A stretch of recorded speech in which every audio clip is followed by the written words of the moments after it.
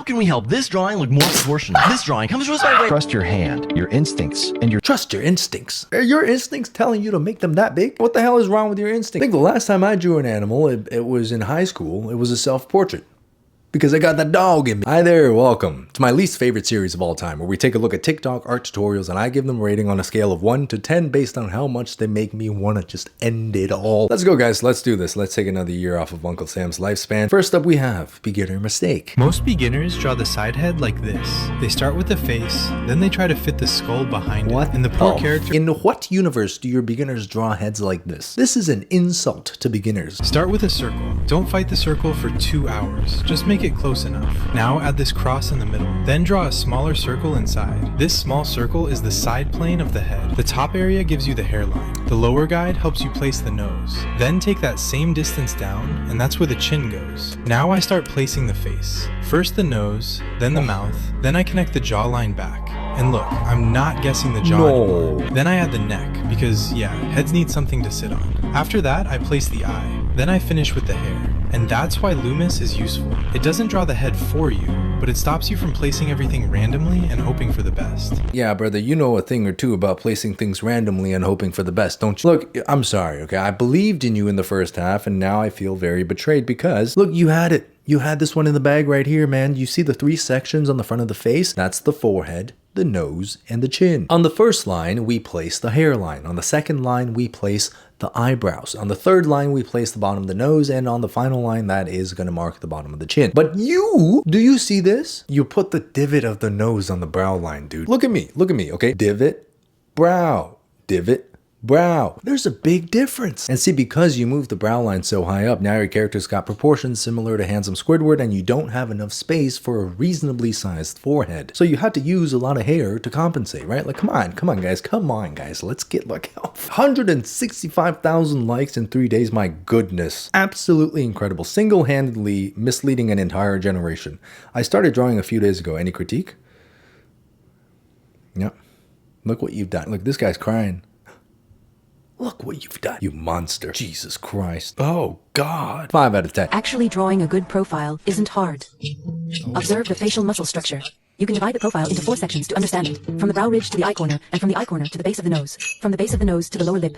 From the lower lip to the chin. The first section protrudes because of the brow ridge. It wraps around the eyeball. So, draw an inward slanting line for this part. Then, because the cheekbone protrudes outward, this line should be drawn parallel to the center line as a reference. Draw it parallel to the center line. Going further down due to the well-developed orbicularis oris muscle. Gently draw it with a curved line. Finally, since the chin tapers inward, just make this line slightly concave inward. Teacher, my Zihao has a concave chin. Don't worry. Systf method is still the same principle. We just need to shorten the first segment and lengthen the second, third, and fourth segments. Use fewer curved lines and more straight lines, so your Zihao's handsome profile will be perfectly drawn. Yeah, well, yeah.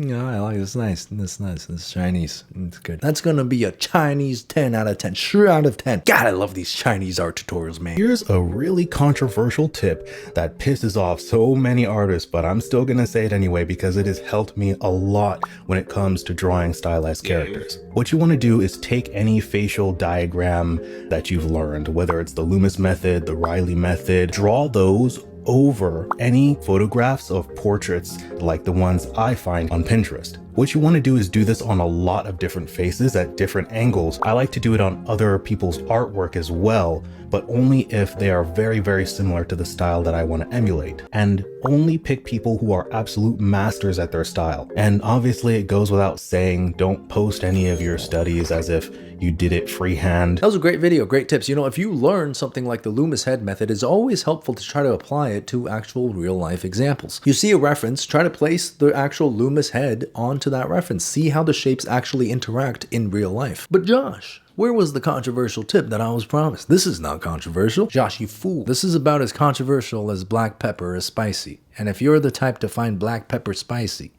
hell is wrong with you? 8 out of 10, minus 2 points for no controversy. Fundamentals of lighting in 60 seconds. Here is the direction of light, and we'll start off with a simple black shadow, as shadows are simply a lack of light. Next is the key light, causing a strong shift in the local color of the red ball, shifting towards a warmer orange above and a cooler purple below. Next, we are lighting the shadow area, giving it color. Firstly, with bounce light from the surface the ball is sitting on. Above, the table is bouncing the warm light, causing the red ball to shift orange-yellow. And below, the cool light is shifting the red ball towards a desaturated purple.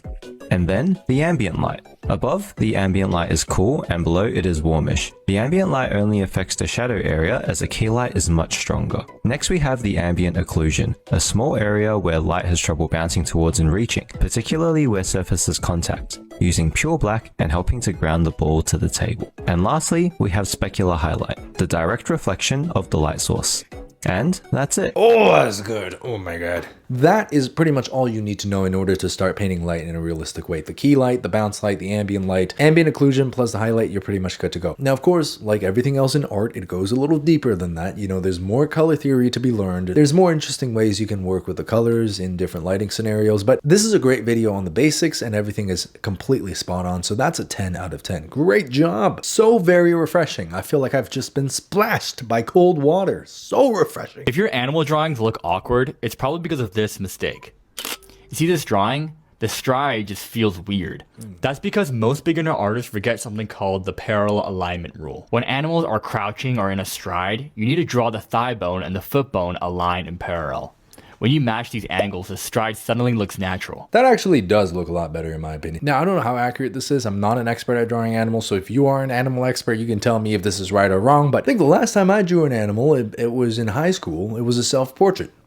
Because I got the dog in me. Your sketch looks messy because you do this. You keep repeating your lines. If you want a clean sketch, do this. Use only one line or one smooth curve. Don't redraw the same line again and again because it will make your sketch look messy. Instead, trust your hand, your instincts, and yourself. If you make a mistake, just erase it and try again. Trust your hand, your instincts, and your Trust your instincts. Are your instincts telling you to make them that big? What the hell is wrong with your instinct? confident strokes without going over the same line. Follow for part 2. Your I'm sketch good. I don't want no part 2. With all due respect, man, I don't think you should be teaching how to draw straight lines. It seems like you're better at drawing curved lines. Holy shit, dude. That is an unholy angle. I will say, though, the tip is very good. You shouldn't repeat the lines over and over. You should practice confidence. Confidence in whatever you prefer to draw. So for that, 10 out of 10. Art tricks that feel illegal. Shading Assist automatically creates shadows on your art. Blending modes. It changes how the colors blend with the lower layers.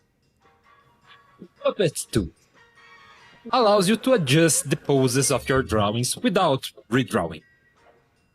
Anti-overflow. This brush setting makes everything you paint stay inside the lines.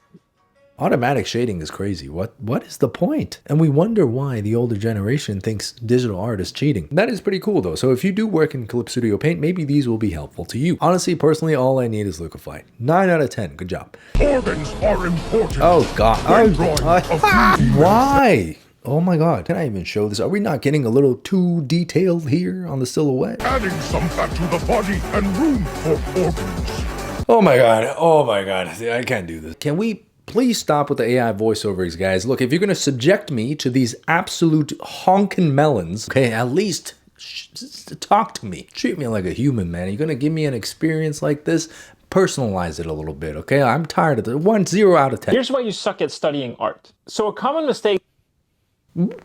You know what? Fine. I suck at studying art. I suck. You know what else I suck? I suck your mom. And he said I have to suck my mother. For me, it's not a good thing. So I am asking him if you did something with your mother or not. So a common mistake that I often see people do is that when they look at masters, basically just painting by numbers. 5 minutes later. I'm going to now do a line maker study with a ballpoint pen. What that will force me to do is I will still have the luxury of being able to look at the reference. What I don't have the luxury of is just painting by numbers. 5 minutes later. Because I need to understand how I convey 5 minutes later. something that is in oil. That's too long. 1 out of 10. But the point he made is very good. When you're studying the work of somebody you admire, you should absolutely not turn your brain off and just copy. For example, if you're trying to learn how to stylize and you're trying to learn from somebody who stylizes their characters very well, it would help you to measure the different proportions on their characters' faces or their bodies. Low effort things that I did to improve in both traditional and digital art. Let's see. Rather than doom scrolling, practice drawing or doodling on your sketchbook whenever you feel bored. That is fantastic. Oh my god. Drawing on paper paper helps you master your intention with each line you put down because you won't be erasing or undoing as easily. Absolutely. Oh my god. It teaches you values. Absolutely. Oh my god. With the limitation of simply pencil and paper, you will work around how to create depth with just one color and teach you how to utilize the different shades that using just one pencil can achieve. Look, I don't know about that sentence structure, but I get what you mean, man. Sometimes giving yourself a limitation can actually lead to more creative solutions. And values is absolutely one of the most crucial fundamentals that you have to learn. It all boils down to working your way around the limitations of just pencil and paper and your brain getting trained to actually learning the stuff you want to learn. You know what? I like that a lot. I might even love it. I might be in love. The beauty of a pencil and paper over something like your digital drawing program is it's so simple. Digital art offers you everything. The pencil and paper offers you almost nothing. But it's in this simplicity that it makes it so easy for you to focus on the things that you truly want to focus on. You want to study anatomy, well, the pencil offers you lines. That's it. Well, you want to study lighting, well, the pencil offers you values. It's absolutely beautiful, and this is also why I always encourage everybody to keep a sketchbook. Just have something like that on hand. 10 out of 10. You should always push the pupil to the back of the eye. You know what? This is actually a really, really good piece of advice that I feel like people don't really talk about that often. Especially in a situation like this where you're viewing the iris from a side view, you want to push the pupil towards the back. 10 out of 10. It's a much more natural look. Someone said, I'm gonna cry. All art tips are from Procreate and I have a Samsung. No, what do you mean by that? You could literally apply this to anything. What finger do we use to point? My favorite lizard in the world. Look at the little guy. If I ever got my hands on you, Mello, I will tickle the shit out of you. In this pose, it's obviously the index finger. So let's draw that finger first. And like this, we've already established the gesture. I like to draw the pinky next, and let the middle and ring finger fall into place, somewhere in the middle. What fingers are used to hold a glass of wine? In this case, it's the thumb and the middle finger. Now wait! The pinky finger isn't holding anything, but it has some agency in this pose by looking fancy. So let's draw it next. If two fingers on either side are both doing something, I usually like to draw the one in the middle like it's following the lead of both of them. But the index finger doesn't have the same constraints and can really go anywhere in this pose and still work, because we already figured out the most important fingers. What fingers are we using? To rock out. To make a little heart. To be rude. I love this video because it's kind of encapsulating the theme of starting off with the main event. Right? Whatever is the most important thing in that scene, you start off with that thing. So in this case, the finger that is indicating the gesture, you start off with that finger. And everything else can kind of just fall into place, right? It's like when you're drawing someone's pose, for example, you start off with the gesture of the spine, and then everything else can kind of just fall into place. I love it, man. This goofy little lizard has never disappointed me. 10 out of 10. How can we help this drawing look more proportional? This drawing comes to us by way. I'm sorry. I shouldn't laugh. Everyone starts somewhere. It was just so unexpected. Oh my god. Alright, with that being said, let's go ahead here and let's check our before versus after. He actually did it. Holy shit. That's cool, man. You know, this is from 3 years ago, so hopefully the original artist who drew this piece is better now and has continued to pursue art. Sorry for laughing. Alright guys, that was good. Hopefully you learned something new from this video, and if you didn't, hopefully you were entertained by my suffering. If you liked any of these artist videos, please go show them some love. Subscribe to my channel if you guys want to see more art-related content, and I will see you guys on my Patreon, where I post monthly tutorials. 20 plus in the backlog on all the topics you could possibly want to learn, and I add a new one every single month, guys. Go check it out. Now, with that being said, I will see you guys on the next video. Alright guys, is it just me, or is this spring extra rough? Because I got over a cough like 2 weeks ago, and now I just got another cough. What is going on? Who's giving everyone all these coughs? Is it just me? Like, it's not just me, right? Am I just getting old? Maybe I'm just getting old. Oh my god.